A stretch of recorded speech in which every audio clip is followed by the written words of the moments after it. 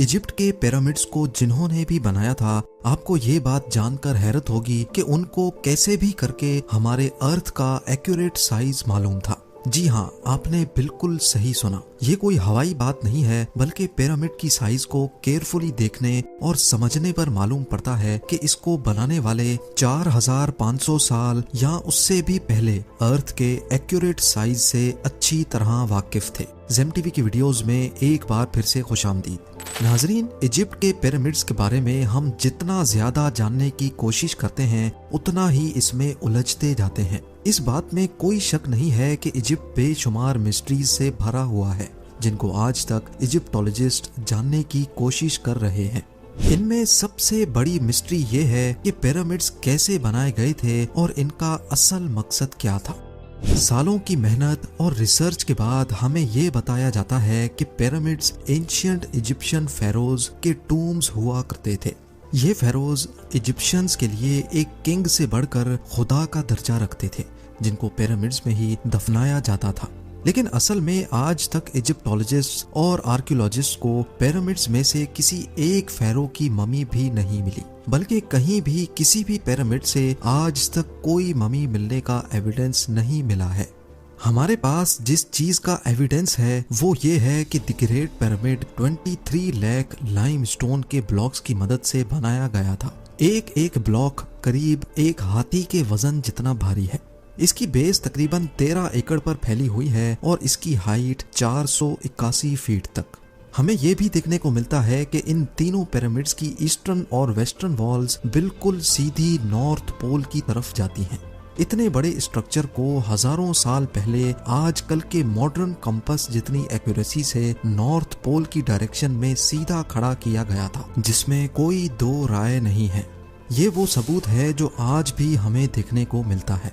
सिर्फ इतना ही नहीं, बल्कि पिरामिड्स की बेस का लेवल 0.75 इंच जितना एक्यूरेट है। आप में से जो इंजीनियर हजरात हैं, उनको अच्छी तरह मालूम होगा कि 3 एकड़ जितने एरिया का इतना एक्यूरेट लेवल आजकल के मॉडर्न लेजर लेवलिंग सिस्टम के जरिए ही हासिल किया जा सकता है। हत्ता कि हमारे पास इस चीज का भी एविडेंस है कि पिरामिड की चारों साइड वॉल्स, जिनको 5 टन वजनी स्टोन ब्लॉक्स रखकर एक खास एंगल में खड़ा किया गया था, इन चारों की लंबाई एग्जैक्टली 230 मीटर्स है।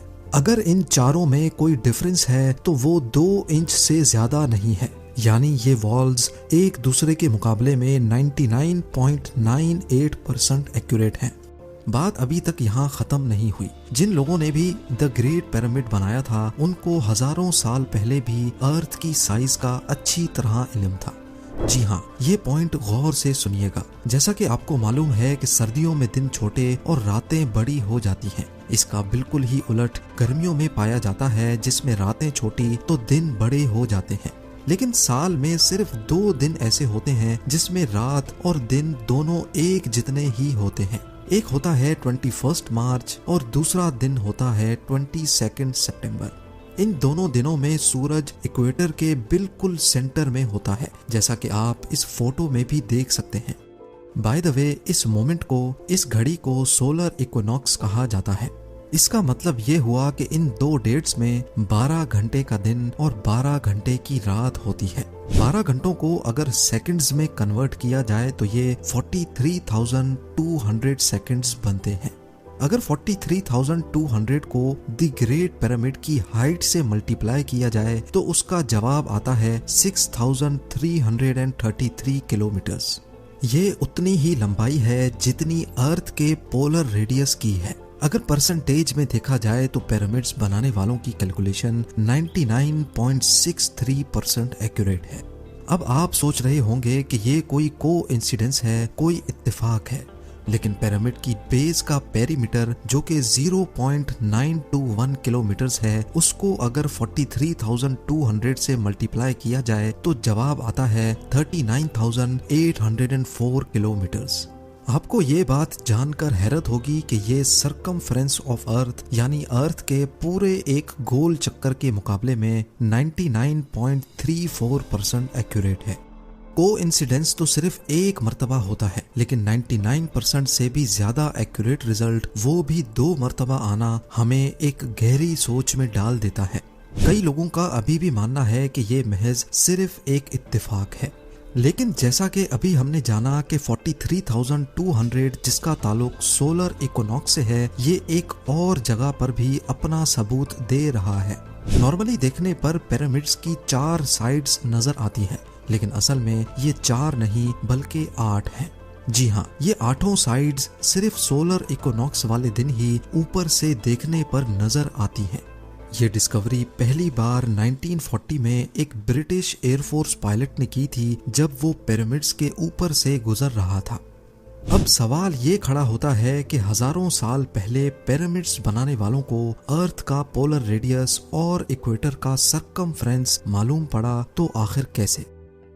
इजिप्ट के पिरामिड्स हमारी सोच से भी ज्यादा कॉम्प्लिकेटेड हैं। ये तमाम फैक्ट्स जानकर यकीन करना मुश्किल हो जाता है कि इनको 4,500 साल पहले एक कदीम दौर में बनाया गया था। क्या उनके पास कोई जादुई ताकत थी, या फिर वाकई किसी और मखलूक ने इनकी मदद की थी, या फिर इनको इजिप्शियंस ने बनाया ही नहीं था?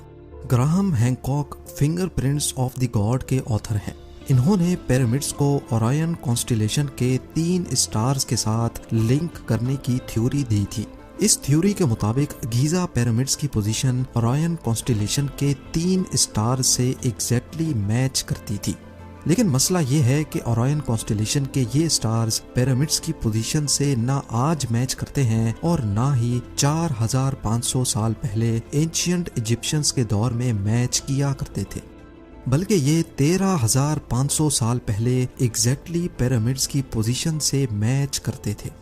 इस एस्ट्रोनॉमिकल एविडेंस से तो ये जाहिर होता है कि पिरामिड्स 11,400 BC में इन स्टार से मैच करके बनाए गए थे, लेकिन उस वक्त एंशिएंट इजिप्शियन सिविलाइजेशन के होने का कोई एविडेंस नहीं मिलता।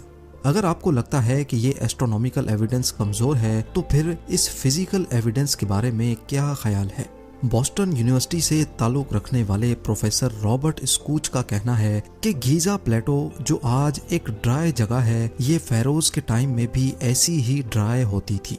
लेकिन लाइमस्टोन से बने 240 फीट बड़े इस स्फिंक्स पर ये इरोजन सिर्फ हवा और रेत की वजह से नहीं, बल्कि इसमें पानी का बहुत बड़ा किरदार है।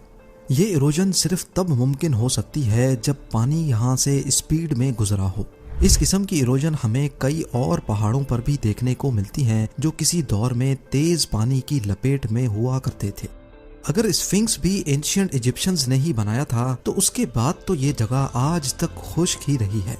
क्या कहीं इस दौर से पहले तो यहाँ पानी नहीं था? साइंस के पास इस बात का एविडेंस मौजूद है कि 9,700 BC में हमारी दुनिया से आखिरी आइस एज खत्म हुई थी। ग्लेशियर्स पिघलकर पानी बन गए और समंदर का लेवल 500 फीट मजीद बढ़ गया था। इस इवेंट के दौरान अच्छा खासा पानी इस जगह से भी गुजरा था जहां आज ये स्फिंक्स मौजूद है। शायद आपको याद होगा, ये बात मैंने टूटनखामुन के नेकलेस वाली वीडियो में भी की थी।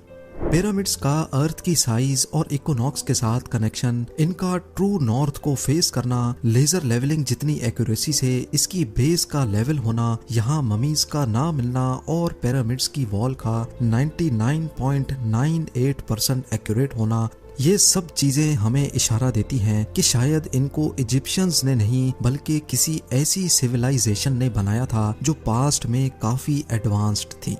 ये भी हो सकता है कि इजिप्शियंस को ये पिरामिड्स बने बनाए ही मिले थे और उन्होंने इसको टेक ओवर करके अपने रिलीजन के लिए इस्तेमाल करना शुरू कर दिया। इजिप्ट में कई मकामात पर पाई जाने वाली हायरोग्लिफिक्स, जिसमें एंशिएंट इजिप्शियंस ने अपनी हिस्ट्री और रिलीजन के बारे में काफ़ी मालूमात फराहम कर रखी हैं, अफसोस इस बात का है कि इन हायरोग्लिफिक्स में भी कहीं पिरामिड की कंस्ट्रक्शन के बारे में हमें कोई इंफॉर्मेशन नहीं बताई गई। अब इन सब में कितनी सच्चाई है, जैसे जैसे साइंस तरक्की करेगी वैसे वैसे एक ना एक दिन सच सामने आ ही जाएगा। उम्मीद है जेम टीवी की ये वीडियो भी आप लोग भरपूर लाइक और शेयर करेंगे। आप लोगों के प्यार भरे कमेंट्स का बेहद शुक्रिया। मिलते हैं अगली शानदार वीडियो में।